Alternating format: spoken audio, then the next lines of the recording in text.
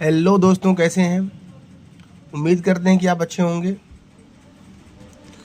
हम आपके लिए बहुत ही शानदार श्रृंखला लेकर आए हैं जो एसएससी, बैंक, रेलवे, लेकिन अभी फ़िलहाल एसएससी और यूपी ट्रिपल एससी पेट का एग्ज़ाम लगा हुआ है। तो उसके लिए हम मैथ्स और रीजनिंग की प्रैक्टिस सेट लेकर आए हैं, जिसमें पहले आपको हम मैथ्स पूरा कराएंगे, उसके बाद रीजनिंग की भी कंप्लीट श्रृंखला आपको देने वाले हैं, जिसमें वन बाय वन हम सवाल लगाएंगे। और आप हमारे अप्रोच को समझिए, अब अगर आप पूरा का पूरा चाहते हैं कि इसी तरह का अप्रोच हमें मिले, तो आप कमेंट करके बता दीजिएगा कि आपको कौन सा चैप्टर पढ़ना है। तो उस चैप्टर की पूरी श्रृंखला आपके लिए हम one by one daily update कर देंगे। ठीक है दोस्तों, तो देर ना करते हुए आइए शुरुआत करते हैं। क्या कह रहा सवाल देखिए, कह रहा 5% की दर से 3 महीने के लिए निवेश किए गए कितने मूलधन पर साधारण ब्याज 25 रुपये बन जाएगा। ऑप्शन है 1800, 1850, 1900, 2000। तो मेरे दोस्तों, इसको लगाने के कई तरीके हैं। फार्मूला है, लेकिन हम फार्मूला यूज नहीं करेंगे। हमने आपको पढ़ाया है, अगर आप एसआई का हमारा वीडियो देखेंगे तो एसआई बराबर होता है R/T। अब मेरे दोस्तों, जो दिया होता है उसकी तुलना उससे कर लेते हैं, जिसे निकालना होता है उसका गुणा कर देते हैं। फंडा है। आर कितना दिया है 5%, लेकिन टी टाइम कितना दिया है 3 महीने। इसको सालाना बनाएंगे, गुणे 12 कर देंगे मेरे दोस्तों। कटेगा 3 एकम 3, 3 चौके 12, तो हमारा आ जाएगा 5/4। 5/4 ये हमारा क्या हो जाएगा मेरे दोस्तों, ब्याज हो जाएगा। क्या हो जाएगा मेरे दोस्तों, ब्याज हो जाएगा। अब हम इसको डायरेक्टली लगा देंगे। साधारण ब्याज हमें दे रखा है, फार्मूला लगाएंगे उससे भी आ जाएगा। ठीक है, तो हमने पढ़ाया पी प्रिंसिपल एसआई अनुपाते अमाउंट बन जाता है। ये हमारा 100 है, ये सही हमारा 5.4 आ गया है। अमाउंट इसको जोड़ देंगे तो आ जाएगा। फिलहाल अब देखिए हमारे पास कितना दिया है ब्याज कितना दे रखा है 25 रुपया, और यहाँ पर कितना है 5/4, और गुणे 100 कर देंगे तो हमारा मूलधन आ जाएगा। अब भी पलट जाएगा तो 4 ऊपर चला जाएगा, 4 से गुणा कर देंगे, 5 हम 25 हो जाएगा, 5 चौके 20, और 20 गुणे 100 करेंगे तो कितना हो जाएगा 2000 हो जाएगा। ये हमारा हो जाएगा प्रिंसिपल। इस तरह का। अभी देखिए पहला सवाल है तो आपको लग रहा होगा सर जी कैसे लगा दिए। इसको सूत्र से भी हम लगा सकते हैं। एसआई बराबर होता है, जिसे आपको सूत्र पता होगा, एसआई बराबर क्या होता है, पी गुणे आर गुणे T/100 होता है। आप एसआई यहाँ पर 5/4 लिख दीजिएगा। प्रिंसिपल निकालना है, आर और टी आपको दिया ही है, 100 है, निकाल लेंगे, इससे भी आ जाएगा। ठीक है, आइए दूसरे सवाल पर चलते हैं। सवाल क्या कह रहा है देखिए, अगला सवाल क्या कह रहा है मेरे दोस्तों, देखिए कह रहा है 10 यहाँ टूटियाँ जिनमें एक ही दर से पानी प्रवाहित होता है, एक टैंक को 24 मिनट में भर सकते हैं। यदि 2 टूटियाँ खराब हो जाएं तो शेष टूटियों को टैंक को भरने में कितना समय लगेगा। ये मेरे दोस्तों मिक्स प्रोपोर्शन का सवाल है। किसका सवाल है, तो मेरे दोस्तों मिक्स्ड प्रोपोर्शन का सवाल है। ये मिक्स्ड प्रोपोर्शन का सवाल है। तो मिक्स्ड प्रोपोर्शन के सवाल को भी हम बहुत ईजिली लगा सकते हैं। मिक्स्ड प्रोपोर्शन के सवाल को बहुत ईजिली हम लगा सकते हैं। तो आइए देर न करते हुए देखिए आपको बताते हैं मिक्स्ड प्रोपोर्शन का सवाल कैसे लगेगा और कैसे उसको हम बहुत इजीली तरीके से लगा सकते हैं मेरे दोस्तों। ठीक है, तो मिक्स्ड प्रोपोर्शन का सवाल है तो आपको पता है कितनी टोटियाँ हैं, 10 टोटियाँ हैं। कितना टाइम लेती हैं, 24 मिनट का टाइम लेती हैं। तो जितना इसमें भरेंगे उतना यहाँ भी भरा जाएगा। लेकिन 2 टोटियाँ खराब हो जाएंगी, 10 थी तो 8 बचेंगी। कितना टाइम लगेगा, हल कर लो, टी का मान निकाल लो। 8 एकम 8, 8 त्रिक 24, 10 तियाई 30, तो 30 मिनट का समय मेरे दोस्तों उन्हें लगेगा। 30 मिनट का समय लगेगा उनको भरने में। ठीक है दोस्तों, आइए अगले सवाल पर चलते हैं। अगला सवाल क्या कर रहे हैं, बहुत इजी सवाल है, इजी सवाल है, लेकिन आप हमारा थोड़ा सपोर्ट करिए मेरे दोस्तों। अब अगला सवाल देखिए मासा का है। अगला सवाल देखेंगे तो देखिए पूरा सवाल ही है। अगला सवाल हमारा HCF का है। HCF क्या, तो HCF आप निकालने के बहुत सारे तरीके सीखे होंगे, लेकिन आपको आज हम एक यूनिक तरीका बताएंगे।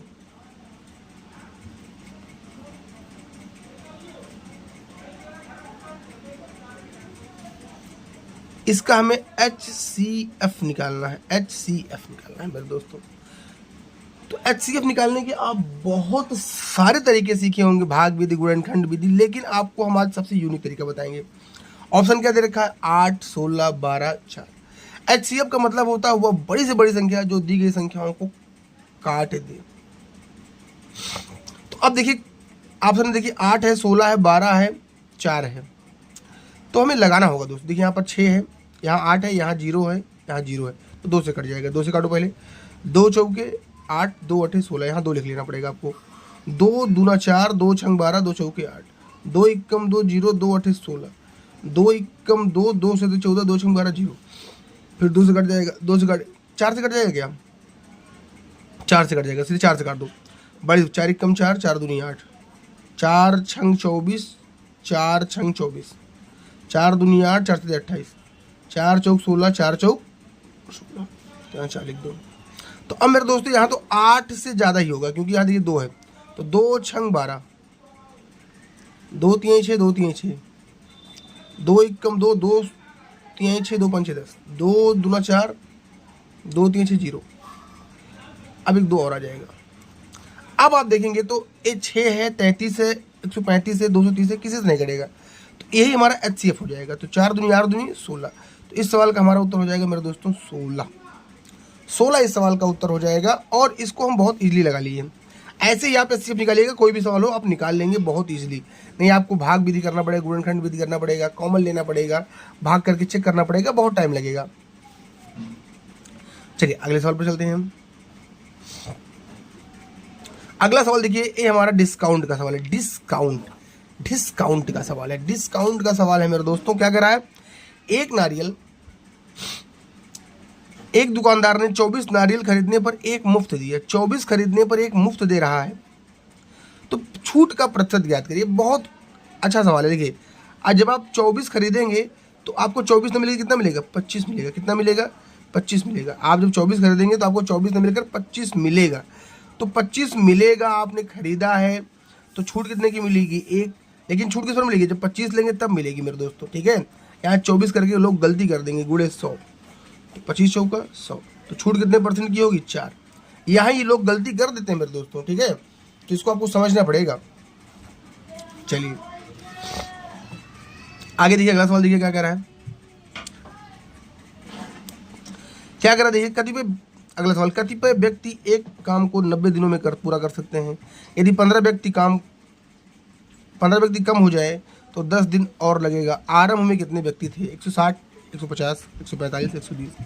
ये हमारा मिक्स्ड प्रोपोर्शन का ये भी सवाल है, इसको भी हम आइए लगा लेते हैं। मान लेते हैं x व्यक्ति थे तो काम को 90 दिनों में कर लेते थे, लेकिन 15 व्यक्ति कम हो गए तो x - 15 हो जाएंगे, तो 10 दिन और लगेगा, मतलब 100 दिन लगेगा। 0 0 कट जाएगा, 9x हो जाएगा, 10x हो जाएगा, -150 हो जाएगा। ए इधर आएगा, इसको इधर ले जाएंगे तो x बराबर कितना हो जाएगा मेरे दोस्तों, 150। तो प्रारंभ में कितने व्यक्ति थे, 150। अभी कितने व्यक्ति होंगे, तो 15 कम कर देंगे, वो बात की बात है। अगला सवाल देखेंगे, हमारा किसका सवाल है दोस्तों। अब आप अगला सवाल देखेंगे तो अगला सवाल आपका जो है वो परसेंटेज का सवाल है। कह रहा है ए किसी परीक्षा में ए तथा बी अधिकतम अंकों में से 60 और तथा 30% अंक प्राप्त करते हैं। तो ए है, बी है, मैक्सिमम का 60% ये पाता है और मैक्सिमम का 30% ये पाता है, ठीक है। कह रहा है उनके प्राप्तांकों का योग 783, मतलब इन दोनों का योग 783 है। तो 90% का मान हमें दे रखा है, कितना है, 783 है। तो 100% का मान निकाल लेंगे हम, 783 बटे 90 गुणे 100 कर लेंगे, 0 0 काट देंगे, 9 8 72, 9 7 63, तो 870 हो जाएगा हमारा उत्तर। 870 हमारा ये हो जाएगा। इसमें पूछ रहा है कौन संख्या अभाज्य, तो अभाज्य आप पता कर लेंगे, इसमें दिक्कत नहीं है। जैसे देखिए 33 कट जाएगा, ये नहीं होगा, 93 भी कट जाएगा, 3 से भी नहीं होगा, ये भी कट जाएगा, यही होगा हमारा। ये कुछ आसान सवाल है जिसको आप कर ही लेंगे, इसमें कोई दिक्कत ही की बात ही नहीं है। तो आइए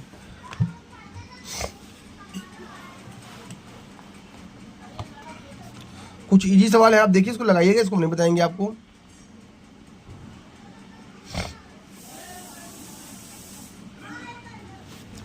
इसका मल्टीप्लाई करना है, 9 एकम 9, 9 लास्ट में होगा, 2 यहाँ पर है, 3 2 5, 5 अंक भी दशमलव लगेगा, 3 1 2 5 यहाँ लग सकता है, यहाँ नहीं लगेगा।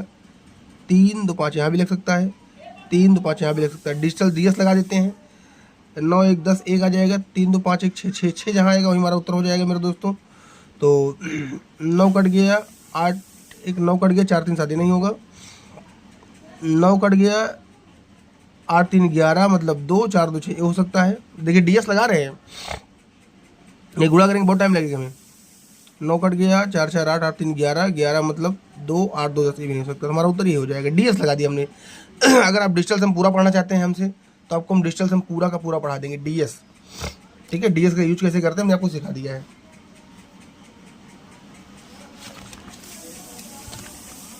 चलिए अगला सवाल देखिए, एवरेज का सवाल है।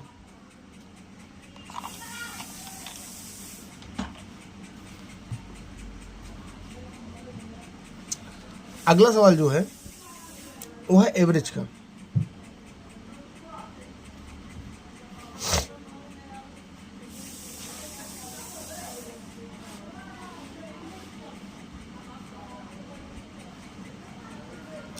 अब आपने एवरेज कैसे पढ़ा है हमें नहीं पता, लेकिन आज आपको हम जो तरीका बताएंगे उसको आप देखकर दंग रह जाएंगे। क्या करा, देखिए एक कक्षा में 16 लड़कों का औसत भार 50.25 किलोग्राम है तथा शेष 8 लड़कों का औसत भार इतना है, तो कक्षा में सभी लड़कों का औसत भार क्या होगा। इसको हम एवरेज से लगा सकते हैं मेरे दोस्त, पहला। इसको हम एलिगेशन से भी लगा सकते हैं, दूसरी बात। और इसको हम गुणा भाग करके एवरेज से लगा सकते हैं, लेकिन आपको इसका हम बेस्ट अप्रोच देंगे, बेस्ट से बेस्ट अप्रोच देंगे मेरे दोस्तों। देखिए हमारा सवाल इतने में ही आ जाएगा। कह रहा है 16 लड़कों का औसत भार मेरे दोस्तों कितना है, 50.25 है। 8 लड़कों का 45.15 है। टोटल पूछ रहा है तो 20 लड़कों का पूछ रहा है हमसे, इसका पूछ रहा है हमसे। तो इसको लगाने का 8 4 दूनी 8 4 चौक 16 4 पंचे 20। इसको यक्स मान लो मेरे दोस्तों, गुणा कर लो डायरेक्टली, बाकी मान के भी लगा सकते हो आप। इन दोनों के बीच मान लो डेसिमल है, नहीं मानना है हमें। जब पूरा पढ़ाएंगे आपको हम बता देंगे कैसे सवाल लगता था। तो 5x हो जाएगा, गुणा कर लो इसका, 4 पंचे 20, 4 दूनी 8 2 10, 1 हो जाएगा, 4 पंचे 20 हो जाएगा, 210 हो जाएगा, 15 दूनी 30, 2 पंचे 10, 4 दूनी 8 1 9 हो जाएगा। जोड़ लो दोनों को, तो 210 में 90 जोड़ेंगे तो कितना हो जाएगा, 330/5, 5 छंग 30 0